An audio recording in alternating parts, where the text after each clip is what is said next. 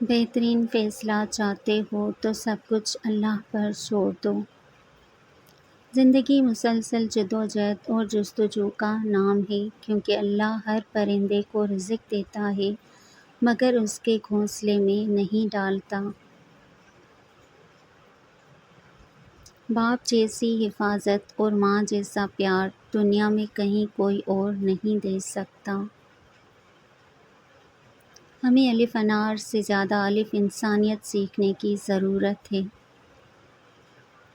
دنیا کی حقیقت تو یہ ہے، جس کی جیب میں وزن ہوتا ہے اس کی بات میں بھی وزن آ جاتا ہے۔ ایک شخص کی چپل چوری ہو گئی۔ اس نے ایک عالم سے پوچھا، کیا میرے لیے جائز ہے کہ میں کسی اور کی چپل اٹھا لوں؟ انہوں نے جواب دیا، جب تم پر ظلم ہو گیا تو تم کسی اور پر ظلم مت کرو۔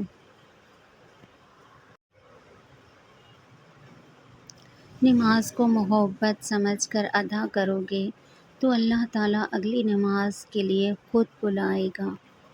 جس درخت کی لکڑی نرم ہوگی اس کی شاخیں زیادہ ہوں گی۔ بس نرم طبیعت اور نرم گفتار بن جاؤ تاکہ تمہارے چاہنے والے زیادہ ہوں۔ حضرت علی علیہ السلام۔ حضرت حسین رضی اللہ عنہ نے فرمایا، عورت کا پردہ کرنا شہید کے خون سے بھی افضل ہے۔ آپ صلی اللہ علیہ وآلہ وسلم نے فرمایا، عدل و انصاف کرنے والے اللہ کے نزدیک نور کے ممبروں پر ہوں گے۔ پوچھا گیا کہ جنت کتنی دور ہے؟ آپ صلی اللہ علیہ وآلہ وسلم نے فرمایا، جنت 2 قدم پر ہے، پہلا قدم نفس پر رکھ دو، دوسرا قدم جنت میں ہوگا۔ سبحان اللہ۔ رسول اللہ صلی اللہ علیہ وآلہ وسلم نے ارشاد فرمایا، قرآن پڑھا کرو کیونکہ قرآن شریف قیامت کے دن اپنے پڑھنے والوں کی سفارش کرے گا۔ الحدیث۔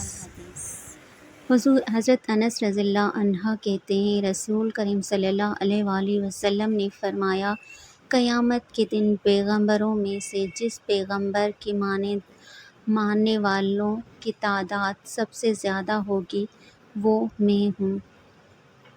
رسول اللہ صلی اللہ علیہ وآلہ وسلم نے فرمایا، میرے گھر اور میرے منبر کے درمیان جگہ جنت کے باغوں میں سے ایک باغ ہے، اور میرا منبر قیامت کے دن میرے حوض کوثر پر ہوگا۔ صحیح بخاری۔